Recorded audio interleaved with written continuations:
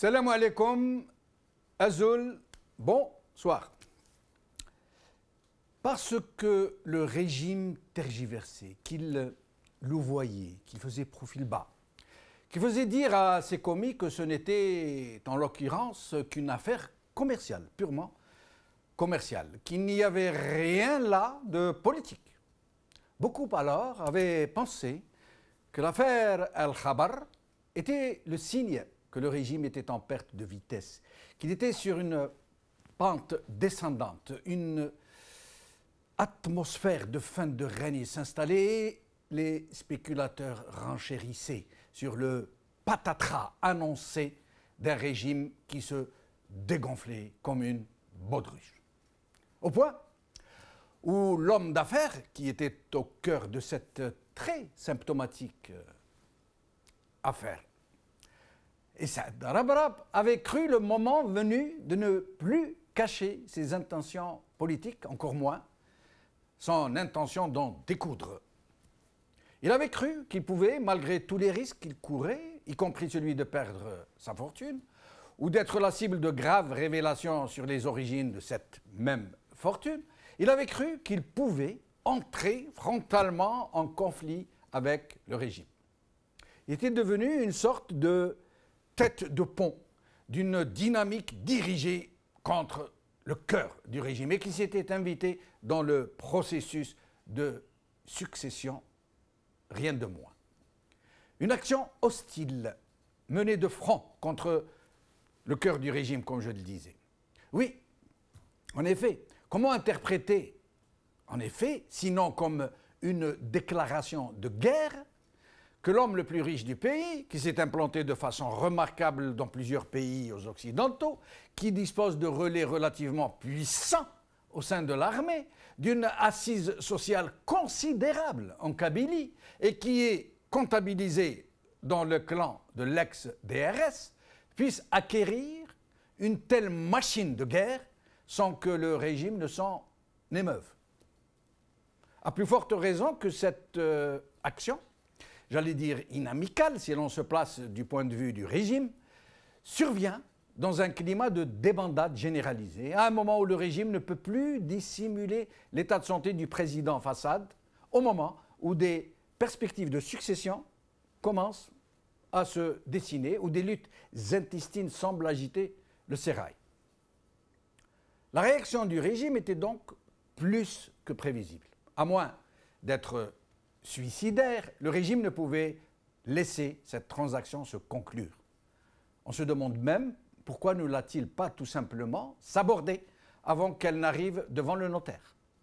Il ne faut pas être grand clerc pour comprendre que si la transaction d'Al-Khabar avait été conclue et formalisée, Rabrab, dont tout un chacun connaît les ancrages et les alliances, serait devenu le bras armé, en quelque sorte, d'une dynamique qui peine à se concrétiser, mais qui à un certain moment a vraiment fait peur au régime, parce qu'elle commençait à prendre forme, rejointe par des centaines, je dis bien des centaines, d'ex-caciques de l'armée et du DRS qui avaient été évacués sans ménagement. Pourtant, Rabrab, pour être lui-même sorti tout casqué de la cuisse de Jupiter, ne pouvait pas ne pas savoir que le régime allait tout faire pour lui barrer la route, à moins d'être tout à fait naïf. Et c'est ce qui se passa, en fait. Par la voix de son ministre de la Publicité, le régime entreprit donc, de façon presque timorée, presque en s'excusant, de contester zama de façon légale l'acquisition par Rabrab du groupe Al-Khabar. En instrumentalisant, bien sûr, la justice et en affirmant ad nauseam qu'il n'y avait rien de politique dans la contestation de cette acquisition par les pouvoirs publics et que cela n'était qu'une affaire purement commerciale. À cette phase de l'histoire, Rabrab n'a pas craint de montrer ses muscles et toute sa détermination, et il a presque jusqu'à afficher de façon ouverte des intentions politiques. Regardez. Mais maintenant, si c'est le fait du prince, on verra, on va se battre. On aurait pu, par exemple, dans le cadre du projet de Cap Ginette, faire passer notre pays du stade importateur au stade exportateur dans plusieurs activités, dégager plus de 35 milliards d'exportations hors hydrocarbures et créer près d'1 million d'emplois. Non, non, c'est politique. Ils ne veulent pas d'abord Aïva Radivan, Akvayin Adivan, d'une part, ou quand il y a Ninikining Neljehansen, ils ne m'auraient pas fait ce qu'ils sont en train de me faire, d'une part. Deuxièmement, ils ont peur pour leur pouvoir. Ils se disent, si ce bonhomme continue encore à progresser, il risque demain de venir prendre le pouvoir. Ils ont peur pour leur pouvoir. Ils se disent, si ce bonhomme continue encore à progresser, il risque demain de venir prendre le pouvoir. Si ce bonhomme continue encore à avancer, il risque demain de venir prendre le pouvoir. La réponse ne se fit pas attendre. Dans le même temps que Rabrab, ses enfants, ses entreprises commencèrent à subir toutes sortes de pressions. Le vrai porte-parole du vrai pouvoir, celui qui ne parlait pas en l'air et dont toutes les promesses étaient tenues, dont toutes les menaces étaient mises à exécution, lança publiquement un avertissement très fort, une sommation sans frais à Rabrab, une menace sans nuance relayée par tous les médias publics et privés.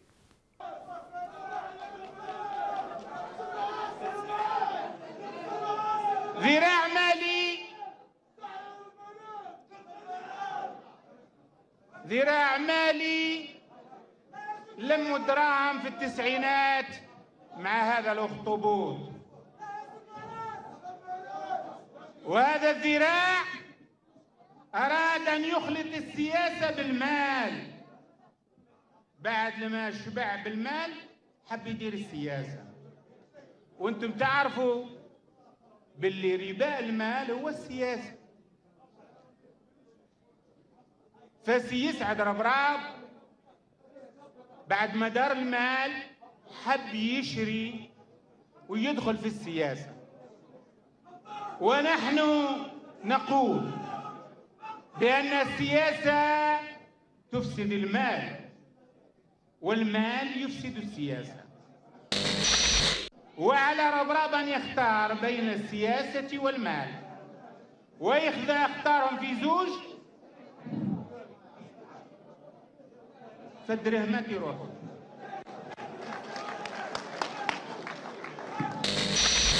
وعلى ربراب أن يختار بين السياسة والمال، وإذا اختارهم في زوج فالدرهمات يروحوا.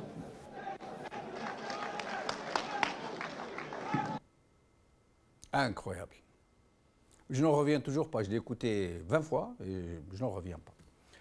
Et ainsi, et alors que tout le monde pensait que Rabrab ne s'était pas engagé dans cette affaire à la légère, qu'il avait tout prévu, qu'il avait prévu la réaction du régime et qu'il allait abattre les cartes d'atout, voilà qu'il entre dans une toute autre démarche, qu'il perd de sa superbe, qu'il entame une prudente retraite, un repli pour le moins stratégique.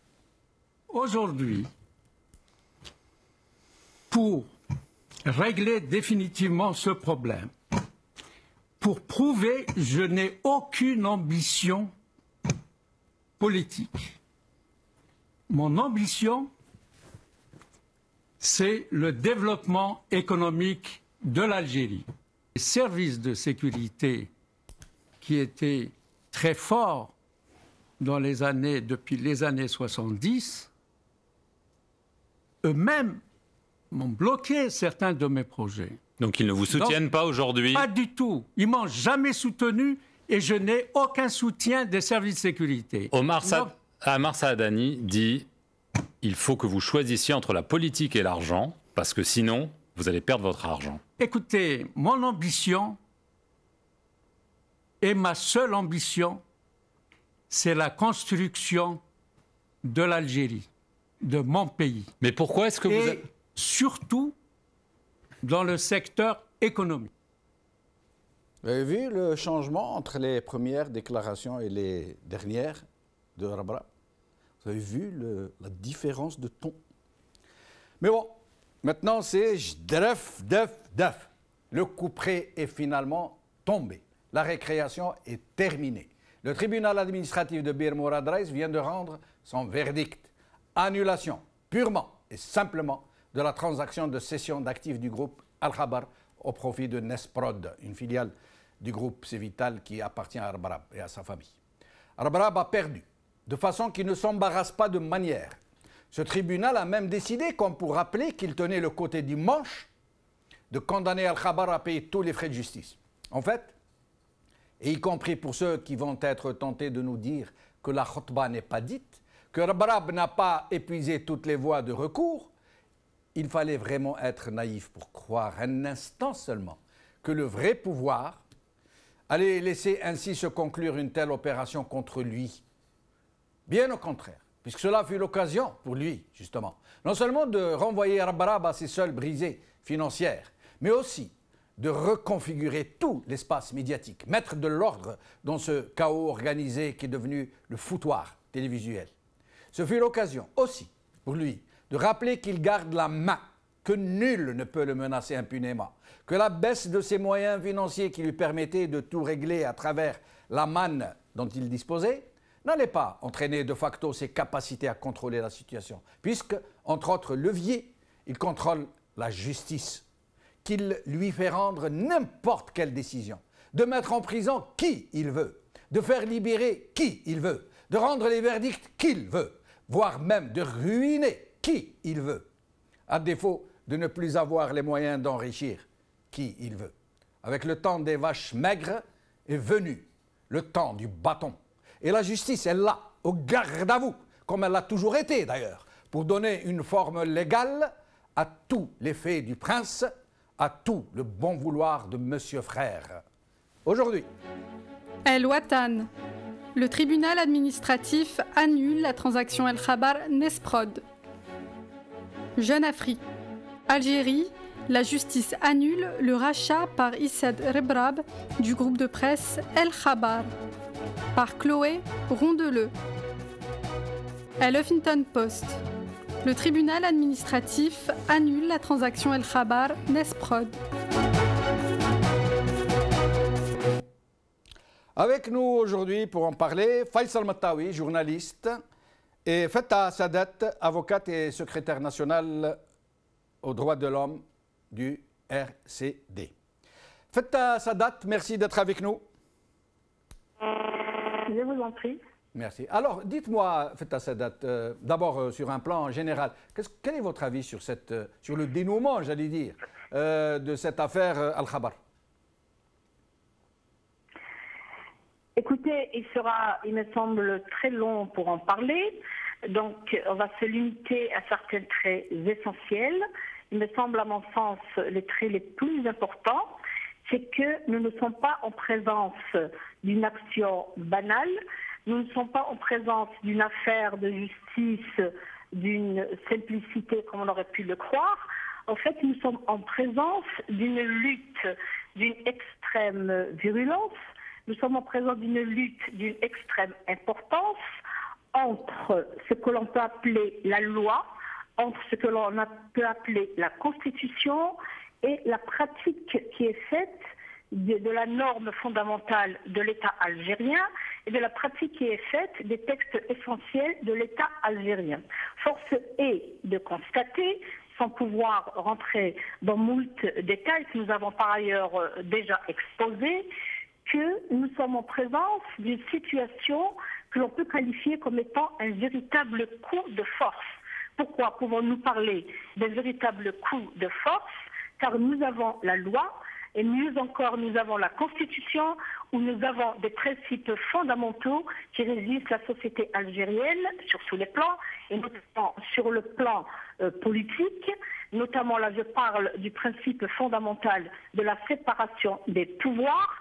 Et malheureusement, fort est de constater qu'à travers ces actions, que ce soit l'action administrative, que ce soit également d'autres actions, nous ne sommes pas en présence d'un seul phénomène ou d'un seul exemple, fort est de constater que le principe de la séparation des pouvoirs est fort malheureusement battu en brèche. Pourquoi est-il battu en brèche? Car il y a, je l'ai dit tout à l'heure, il y a la loi, il y a la Constitution, il y a la manière avec laquelle le pouvoir exécutif manipule ou exerce ses pouvoirs prétoriens en ce qui concerne que ce soit la Constitution, que ce soit la loi algérienne. Car si on revenait aux règles procédurales, aux règles basiques de la procédure en matière administrative, nous l'avions démontré avec beaucoup d'activité et beaucoup de profondeur que cette action ne relève pas de la compétence d'un tribunal administratif. Le principe, l'organisation judiciaire en Algérie est basée sur le principe de la séparation entre le juge civil et le juge administratif.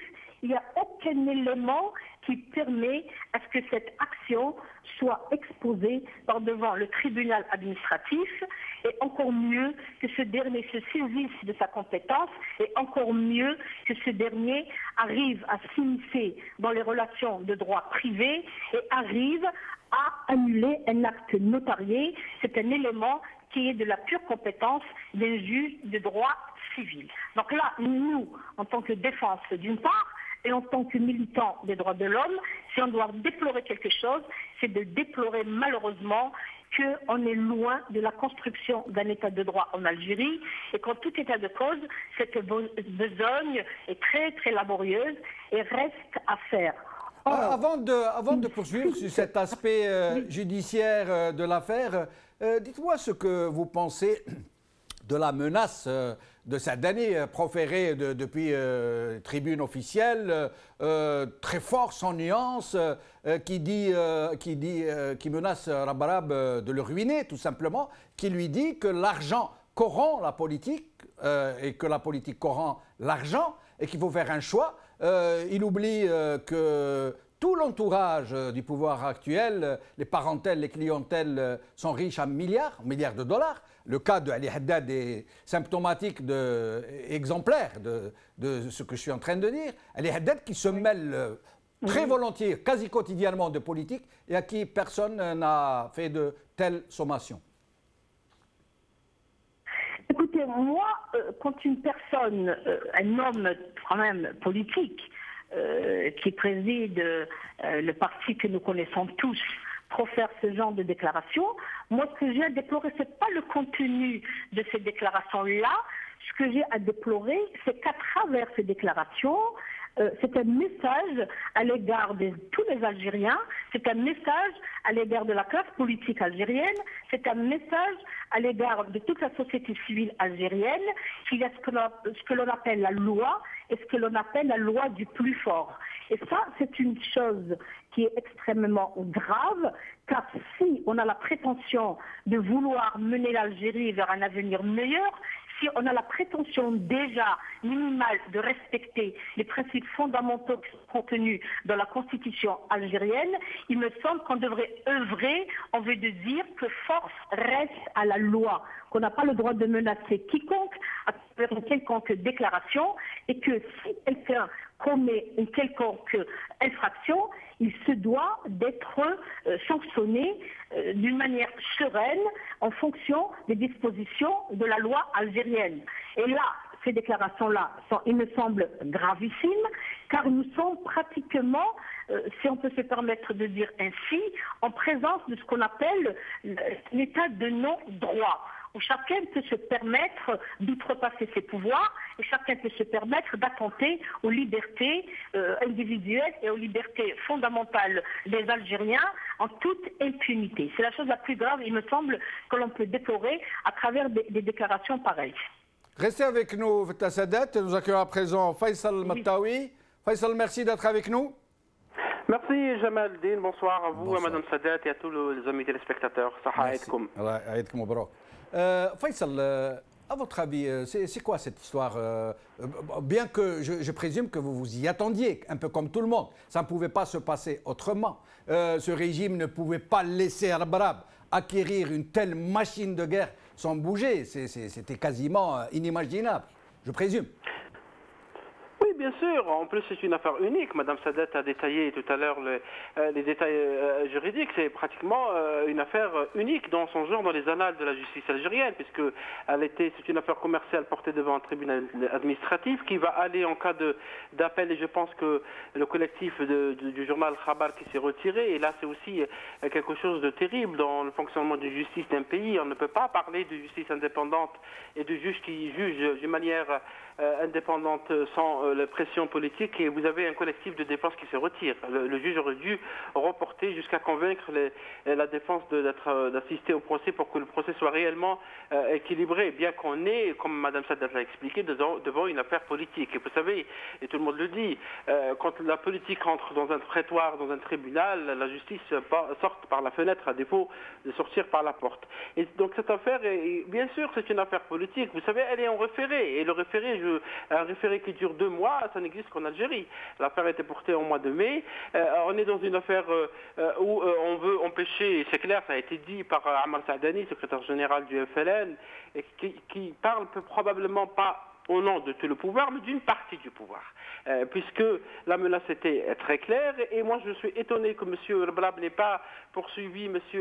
Saadani en justice parce que ses propos tombaient sous le coup de la loi, parce que c'est une menace, et pourquoi les autres hommes d'affaires, les autres opérateurs économiques, ceux qui pourraient éventuellement être intéressés par la politique parce que la loi ne l'interdit pas en Algérie, n'ont rien dit. Il y a beaucoup de silence autour de cette affaire, énormément de silence. Il y a certains qui observent sans être intéressés par ce qui se passe, malgré qu'il y ait des dérives, d'autres qui attendent des évolutions. Or, l'annulation aujourd'hui de la transaction va créer quelque chose, un traumatisme dans la loi. Parce que comment ce texte va être appliqué, comment cette décision va être appliquée, puisque la transition est déjà faite, et Mme Sadat pourra peut-être détailler, elle a été déjà faite. Comment on va demander aux actionnaires de Khabar de restituer l'argent? Comment on va faire? Je pense que l'affaire peut-être va aller devant le Conseil d'État, et ça va créer encore et encore des complications, puisque c'est pas une affaire de droit, c'est une affaire politique. L'idée était que l'homme d'affaires Saad Al-Barab n'est pas une télévision et n'est pas un journal. Maintenant, la balle est dans le camp de ceux qui défendent la liberté d'expression, de ceux qui défendent aussi les droits des travailleurs et des journalistes, et les droits à l'expression, et aussi les droits aux hommes politiques qui ont de l'argent, qui sont de faire de la politique. Puisque vous l'avez souligné, Jamel, Ali Haddad, pour ne pas le citer, et d'autres hommes politiques hommes d'affaires sont dans la périphérie du pouvoir.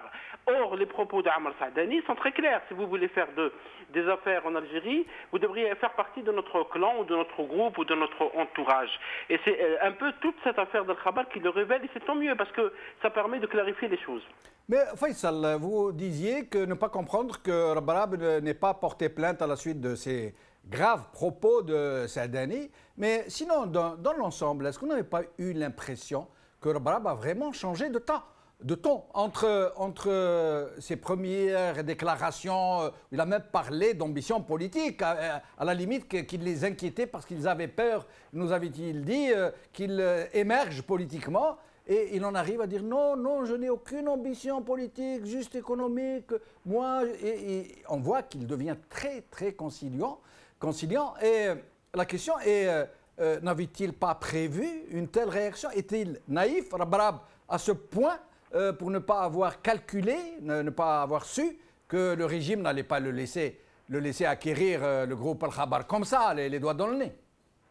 Oui, c'est clair, puisque Saad Al-Barab était contre le 4e mandat pour le président Bouteflika, et donc pour le président Bouteflika, et du moins par son entourage, Al-Barab fait partie de ce qu'on peut appeler des adversaires politiques. Al-Barab fait la politique à partir du moment où il dit qu'il est contre un mandat présidentiel, qu'il se retire même du front le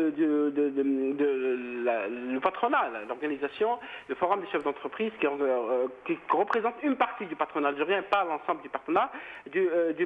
Effectivement, il y a des des choses à se poser sur la position de Rabab. Et je pense que M. Rabab, du moins dans son entourage, il y a un problème de communication de crise.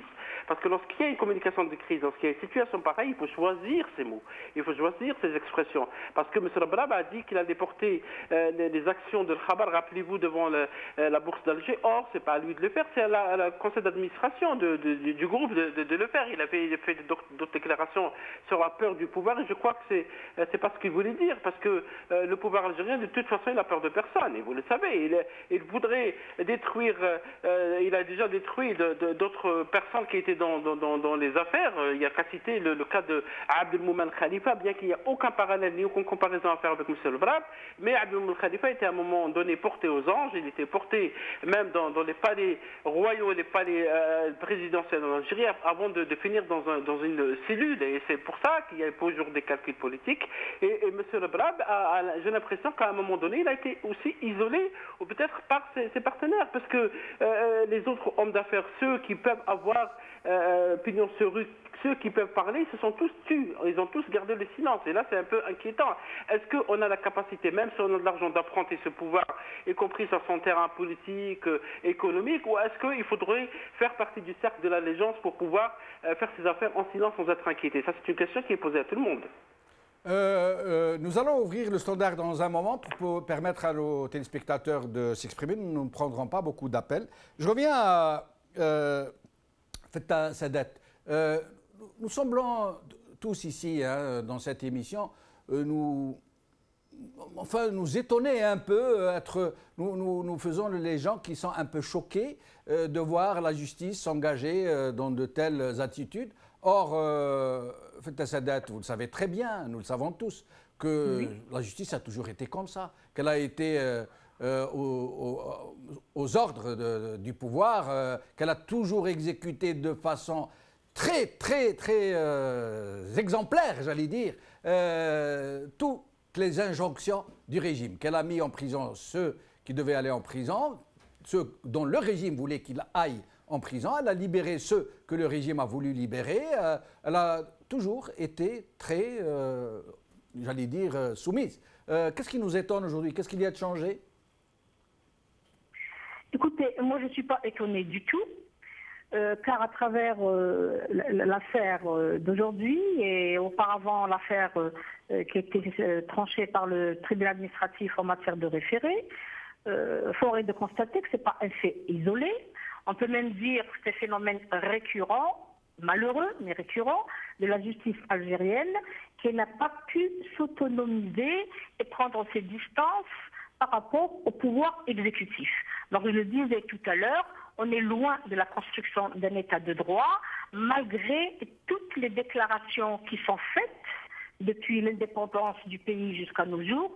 On est vraiment très loin de la construction d'un état de droit qui suppose, avant toute chose, que force reste à la loi et que même l'administration, quel que soit le degré de situation de cette dernière, se doit de se conformer dans son activité et dans ses décisions à la loi. Donc, le peuple est souverain, le peuple est la source de tous les pouvoirs d'après les principes de la Constitution algérienne. La justice est rendue au nom du peuple algérien, mais il est malheureux de constater, à travers que ce soit l'affaire dont nous sommes en train de traiter, ou d'autres phénomènes aussi, ou d'autres exemples, qu'au nom du peuple algérien, en fait, le pouvoir exécutif utilise cette dernière pour assouvir des intérêts purement claniques. C'est ça qui est désolant.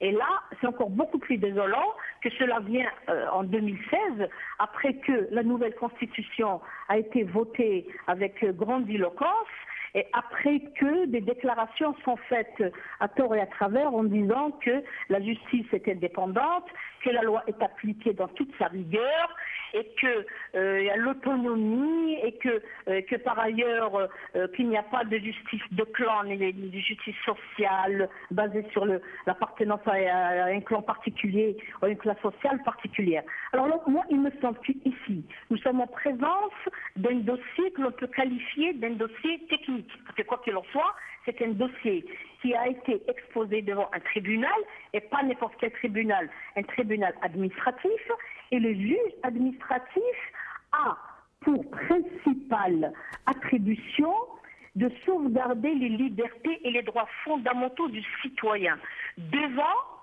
les abus et les déplacements de l'administration. Là, il est malheureux de voir que, contrairement à ce principe de base, nous assistons à une justice, à un juge administratif qui, au lieu de protéger le citoyen, au lieu de se porter garant des droits et des libertés fondamentales de ce dernier, a tristement penché du côté de la partie la plus forte qui a des pouvoirs exorbitants, à savoir l'administration. Là, on ne le dirait pas suffisamment. Évidemment qu'on est choqué à chaque fois. Donc c'est déjà un signe de vivacité, un signe que le peuple algérien ne perd pas son souffle, un signe que le peuple algérien ne baisse pas les bras. C'est qu'il a encore la capacité de réagir, il a encore la capacité de se mobiliser, il a encore la capacité de se révolter. Moi, il me semble que là, c'est un point positif. Donc là, nous avons, on l'a dit à moult reprises, une transaction purement commerciale, c'est un acte notarié, et la haute juridiction du pays, qui est le Conseil d'État, a suffisamment rappelé dans ses arrêts que le juge administratif n'a pas le droit de s'immiscer. Mais justement, Feta Sadat, un point technique, comme vous dites, que je voudrais que vous nous expliquiez. Green, le ministre de la Publicité, a lui-même dit que c'est une affaire purement commerciale. Est-ce qu'une affaire commerciale va devant le tribunal administratif? Ça a été dit, effectivement. Est-ce qu'une affaire commerciale va devant le tribunal administratif? Est-ce que c'est normal? Écoutez, le tribunal administratif, en vertu des principes du Code de procédure civile et administrative, dispose clairement et simplement que pour qu'une affaire soit jugée devant un tribunal administratif, il faudrait que nous soyons en présence d'un litige administratif qui impose l'application des règles de droit administratif, donc des règles de droit public. Or, qu'est-ce que nous avons en l'espèce? Nous avons une action, un litige dont le contenu porte sur la demande d'annulation d'un contrat de droit privé intervenu entre des personnes de droit privé. Il ne faut pas oublier qu'il s'agit de la cession, de la vente d'actions par des actionnaires, donc qui sont des personnes physiques, qui sont régies par le droit privé, au profit d'une autre personne morale qui elle-même est régie par le droit privé. En l'occurrence, il s'agit de l'entreprise Nesprod. Alors là, la question se pose, et nous l'avions posée à l'époque, dans l'affaire en référé, en quoi le juge administratif serait compétent, et mieux encore, en quoi le ministère de la Communication a un droit pour agir, a la compétence pour introduire une action, pour demander l'annulation d'une transaction d'ordre purement privé. Évidemment, au vu de la loi, la réponse est non. Au vu de la loi, on s'attendait à ce que l'action soit rejetée, et au vu de la loi, on s'attendait à ce que l'action en référé soit également écartée des revers de main. Mais là, contrairement à cela, on vient de souligner, il y a dénaturation des textes, il y a manipulation, il y a une manière de se servir soi-même. Donc le pouvoir exécutif à travers la justice s'est servi soi-même pour assouvir des desseins ou des intérêts, et je le répète, purement claniques. Restez avec nous, Feta Sadat, nous revenons à vous dans un instant. Faisal Mettaoui, en peu de mots, vraiment pour parler vrai, est-ce que la justice algérienne fonctionne à l'injonction? Est-ce qu'elle obéit aveuglement, sans condition, aux injonctions du pouvoir, ou non? Écoutez, à voir ce que les récentes affaires, Mme Fattah parlait Sadat plutôt parlait de cette affaire de Khabar, il y a d'autres affaires portées devant la justice ces derniers mois, l'affaire du général Belhadid qui a été récemment libéré après 10 mois et avoir été interrogé une seule fois, alors que la Constitution, la loi de procédure pénale et toutes les lois sont très claires sur cette affaire. Et le juge n'a pas appliqué cette loi. Il y a aussi l'affaire de journaliste Mohamed Tamal qui est mis en prison en ouverture d'un texte qui n'est pas privatif de la liberté. Malgré ça, il a été mis en prison. Et il y a l'affaire du directeur d'Al-Watan, de la télévision Al-Watan TV, M. Chilli, qui a été mis en prison alors qu'il n'y avait rien contre lui, etc., etc. Là, oui, la justice obéit à des injonctions politiques, alors qu'à un moment donné, nous avons écouté M. Al-Aïdouni, qui est président du syndicat national des magistrats, plaider pour la liberté des juges, plaider pour l'indépendance, plaider pour un fonctionnement normal de la justice. Nous avons écouté M. Santoni, qui est président de la commission officielle des droits de l'homme, parler de la...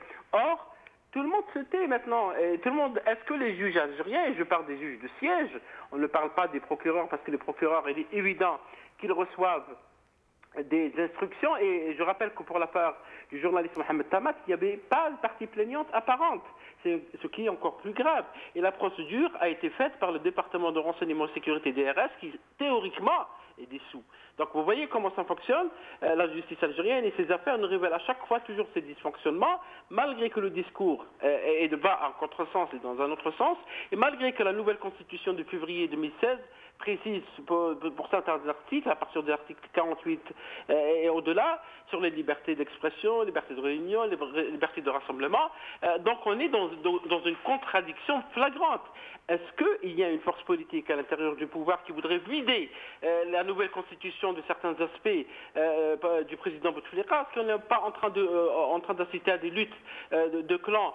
Et au milieu, il y a donc toutes ces affaires. C'est une manière de se renvoyer des codes, d'où peut-être la déclaration d'Ammar Saadani à M. Rabra. Toutes ces questions se posent parce que la politique, le pouvoir exécutif domine tout. Le Conseil supérieur de la magistrature n'est pas du tout indépendant et le Parlement ne fait rien du tout. Restez avec nous, Faisal Mattawi. Nous allons prendre quelques appels de nos téléspectateurs et nous revenons à nos invités. Houria de Paris. Alembek, Houria. Houria de Paris. Oui, bonsoir. Bonsoir, Houria. Je vous en prie. Voilà, bonsoir à vous, bonsoir à vos invités et je salue tous les téléspectateurs de votre chaîne. Merci. Je vais vous livrer, moi, mon point de vue, tout en émettant une toute petite réserve quant à la généralisation de mes propos, sachant que dans cette sphère de responsables et de juristes algériens, n'oublions pas de dire qu'il existe quand même des gens, des personnes compétentes, sérieuses et honnêtes, qui ne demandent qu'à bien faire leur travail, mais que 1001 raisons en empêchent. Je ferme la parenthèse. Concernant votre sujet du jour, la justice, je pense que l'Algérie en tant qu'État de droit, je pense qu'elle n'a jamais existé. Je ne prends pas le risque de me tromper puisque depuis l'indépendance confisquée, on ne peut pas dire qu'on a eu une justice. L'un explique l'autre. On ne peut pas confisquer une indépendance à tout un peuple et par ailleurs penser à lui créer un état de droit. Soyons raisonnables. C'est incompatible comme démarche. Donc c'est très naïf de notre part de vouloir parler de justice aujourd'hui. Maintenant, j'ai envie de vous dire, sincèrement, à ce niveau-là, que ce soit, je pense au sujet que vous avez traité il y a quelques jours, qui commande en Algérie, c'est ça? Oui, en effet. Voilà. Moi, je vous dirais sincèrement, il n'y a pas de pilote dans l'avion, ou dans le navire, si vous aimez la mer. Oui. Les choses évoluent au gré du vent, au jour le jour. Je m'explique. Puisque vous parlez de justice, si demain vous avez un problème à régler, il ne sera pas traité selon les textes de loi. Ils seront traités et votre problème sera résolu ou pas selon le contexte dans lequel vous l'auriez exposé. On est donc constamment appelé à composer avec divers éléments dans diverses situations. L'exemple que vous avez pris aujourd'hui d'Al-Khabar et de M. Rabrat est une illustration parfaite de ce que je viens de dire. C'est-à-dire qu'hier, il faisait partie de leur sérail, il était admis, il n'y a pas de souci, il a construit sa fortune tout à fait comme eux. Aujourd'hui, il est obligé d'adapter son discours, ses propos par rapport au discours officiel. Merci. Voilà. Merci, Houria. À présent, nous avons Daoud d'Alger. Daoud, vous êtes avec nous? داود من الجزائر العاصمة. Si Ben Chenouf, l'Algérie n'est pas un pays de droit. Tous les Algériens savent qu'il n'y a pas de droit en Algérie, il n'y a pas de justice.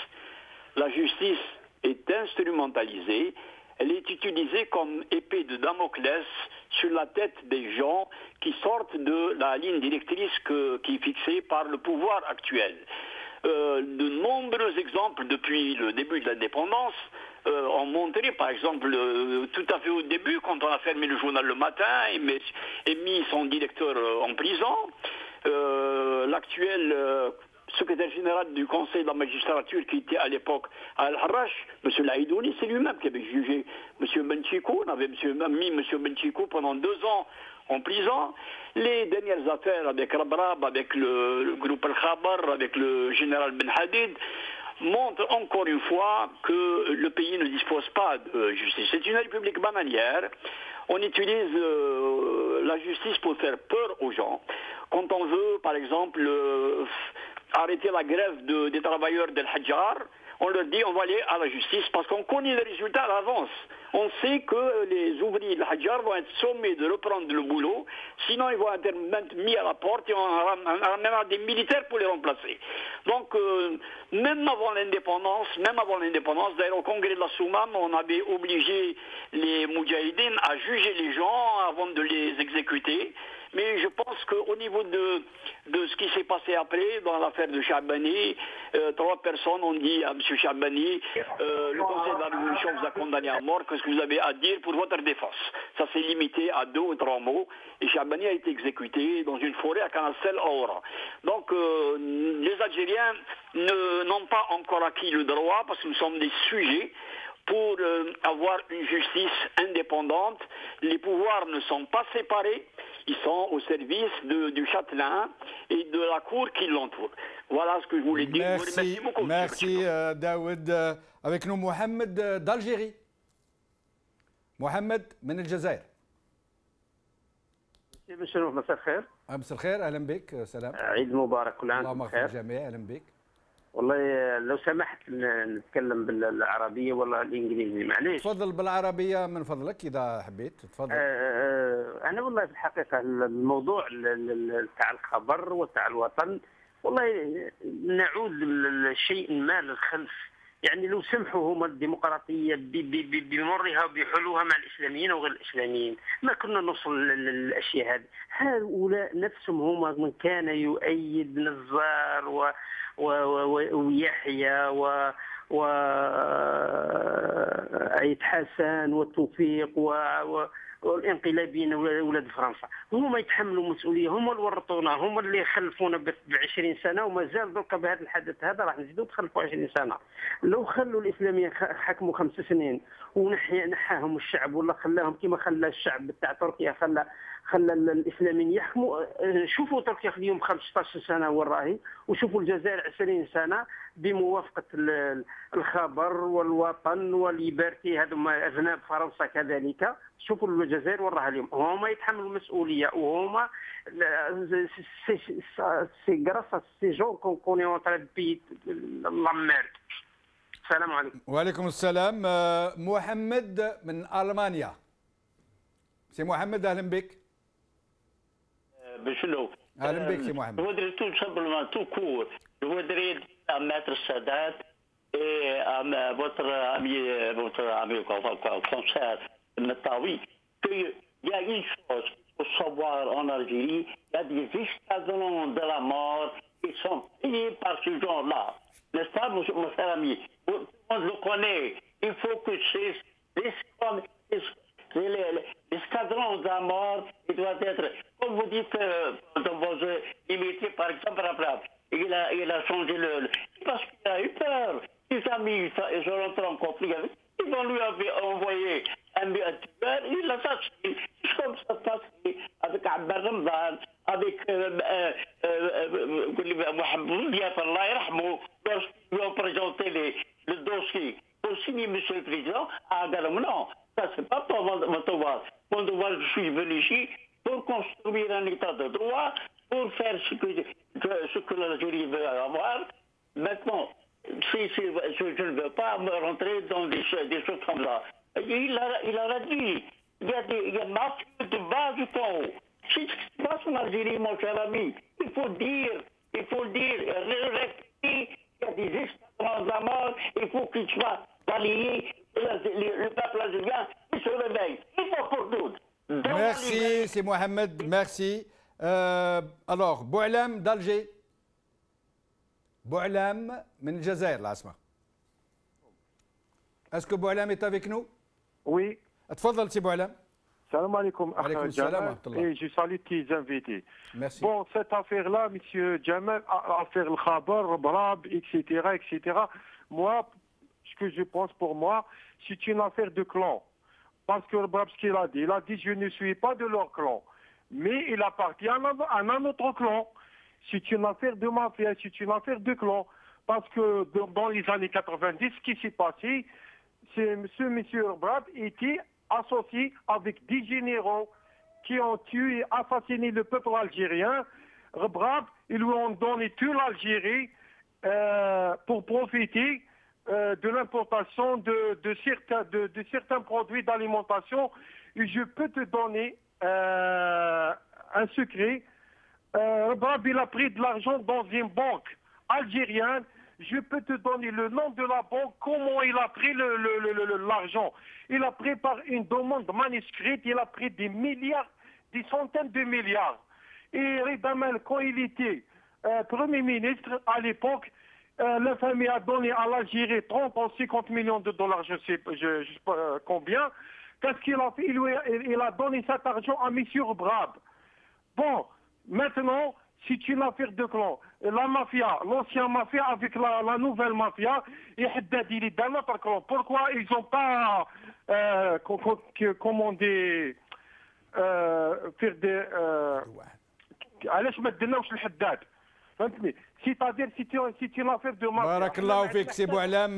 Je vais prendre un dernier appel. Ali de Ouergla, je reviens à nos invités pour conclure. Ali من Ouergla, اهلا بك سي علي. اهلا بك. اهلا بك، تفضل سي علي.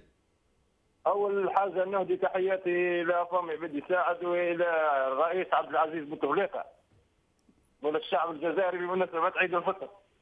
ايوه. السلام عليكم. وعليكم السلام. Quel chanceux ce Bouteflika. Alors, nous revenons à nos invités. Feta Sadet, nous arrivons vers la fin. Je vous laisse conclure avant de revenir vers Faisal. Si vous avez quelque chose à dire de particulier. Oui, j'attirerai l'attention de tout le monde, de tous les téléspectateurs, que nous ne sommes pas là pour faire le procès de quiconque. On n'est pas là pour faire le procès de M. Brab ou d'une autre personne. Il me semble que ceci relève de l'inconscience et relève en tout état de cause d'une certaine immaturité. Ça, c'est le premier point. Le deuxième point, il me semble qu'à travers les interventions de ceux qui ont bien voulu intervenir aujourd'hui, nous constatons, nous sommes tous du même avis, que le régime en place est en train de passer à un stade suprême concernant les exactions à l'égard des droits et des libertés fondamentales des citoyens algériens. Et là, on ne peut que ressentir un fort sentiment d'insécurité pour le présent et également pour l'avenir. Troisième chose, il me semble que ce qui est à déplorer, et on est unanime à le dire, c'est que nous sommes là pour dénoncer une utilisation clanique de l'appareil de justice, donc de l'appareil judiciaire, au profit d'un clan particulier. Et là, on ne peut que dire que l'Algérie est en danger, que les citoyens algériens sont touchés profondément dans leurs droits et dans leur liberté. Et il me semble que les Algériens ne vont pas rester sans se mobiliser pour mettre fin à ce climat de terreur, à ce vent de terreur qui est en train de souffler sur le pays. Merci Feta Sadat. Faisal Mattaoui, il nous reste environ 3 minutes. J'aimerais que vous nous parliez un peu de l'avenir des médias en Algérie, surtout de ce nouveau paysage télévisuel qui se profile, dont on dit qu'il y a beaucoup de manipulation dedans. Si vous pouvez nous faire un petit résumé de 3 minutes environ. écoute, Jamel, écoutez, Jamel, la liberté de d'expression ne peut être défendue que par l'ensemble de la société. Et l'existence des médias et des télévisions privées aussi. KBC, qui est une chaîne maintenant menacée, parce que faute d'argent, faute de nouveaux fonds, c'est une chaîne qui risque de disparaître et 130 postes d'emploi risquent de partir en fumée. Il y a des familles qui vivent des chaînes privées de télévision. Pourquoi ne pas les défendre et pourquoi que maintenant que le gouvernement leur demande d'appliquer la loi, alors que le gouvernement a beaucoup tardé pour ramener les textes d'application de la loi sur l'audiovisuel, il faudrait que ces chaînes, qui sont aussi un acquis, on peut être d'accord, ne pas d'accord avec leur ligne, mais c'est quand même un acquis pour la liberté d'expression, et doivent être défendus par tout le monde. Je rejoins, Jamel, l'avis de la première intervenante, Mme Huria, qui dit qu'il y a quand même des magistrats, des hommes qui sont honnêtes, qui veulent faire leur travail. Je suis tout à fait d'accord avec elle. Il y a quand même, parce qu'on ne peut pas généraliser, dire que tout le monde était corrompu, tout le monde est vendu. Il y a quand même des hommes dans les institutions de l'État qui essaient de défendre le droit et la loi. Ils ne sont peut-être pas écoutés, mais viendra peut-être le jour où tout le monde sera écouté. Et la défense des libertés, Jamel, c'est l'affaire de tout le monde, encore une fois. Ce n'est pas l'affaire uniquement des journalistes ou des artistes ou des militants de la société civile. C'est tout le monde qui doit défendre ces libertés parce qu'il y va de l'avenir de ce pays. Faisal, est-ce que nous avons perdu Faisal? Je vous écoute. Oui, continuez, je vous en prie. Vous avez fini? Je disais que la défense de la liberté, c'est l'affaire de tout le monde. Maintenant, l'avenir, Jamel, pour répondre rapidement à votre question, on ne sait pas, parce qu'il y a beaucoup de chaînes. Le gouvernement dit qu'il va fermer ces télévisions s'ils n'appliquent pas la loi. Or, il faut leur laisser au moins un peu de temps pour qu'ils appliquent le cahier de charge. Et on n'a toujours pas entendu l'autorité de régulation de l'audiovisuel dirigée par M. Zouabi Belhamadi nous dire quelle sera la marche à suivre. Et pourquoi il n'y a pas encore de radio libre en Algérie? Et pourquoi il est toujours difficile d'avoir des journaux en Algérie? Pourquoi il est toujours difficile d'imprimer des journaux en Algérie? On est toujours dans, peut-être c'est un climat général, parce qu'il n'y a pas que les médias. Il y a un parlement qui ne fonctionne pas, agréer des associations c'est difficile, militer dans la rue c'est difficile. Donc il y a tout un environnement qui est peut-être hostile à la liberté, qui fait qu'il y a des blocages et qui fait qu'il y a aussi des affaires de justice. Il ne faut pas oublier qu'il y a 3 responsables de la chaîne KBC, dont M. Mehdi Ben Issa, directeur de la chaîne, sont toujours en prison. On ne sait pas s'ils vont être libérés le 18 juillet. Donc on attend ce que fera la justice, qui est toujours à la recherche de son indépendance. Merci Faisal Matawi. Je voudrais dire avant de clore cette émission que si nous n'avions qu'un seul phénomène, j'allais dire, pour essayer d'évaluer l'état des lieux qui est l'Algérie, vraiment si nous voulons comprendre où nous en sommes, ce qu'est la nature de ce régime, nous n'aurions qu'à prendre la justice, l'institution judiciaire. Et là, tout deviendrait clair. Et donc, ce pouvoir sur lequel repose la République, ce pouvoir qui aurait dû être indépendant, séparé des autres pouvoirs, qui aurait dû être non seulement indépendant, mais fonctionner sur la base de textes, de lois, de règlements, de décrets, sur la base fondamentale qui est la Constitution. Or, malheureusement, très malheureusement, c'est le cas de tout le monde, tous les Algériens le savent, il n'y a pas un seul Algérien qui ne le sait pas. L'institution de la justice est l'institution la plus corrompue du pays. C'est tout dire. Je vous remercie.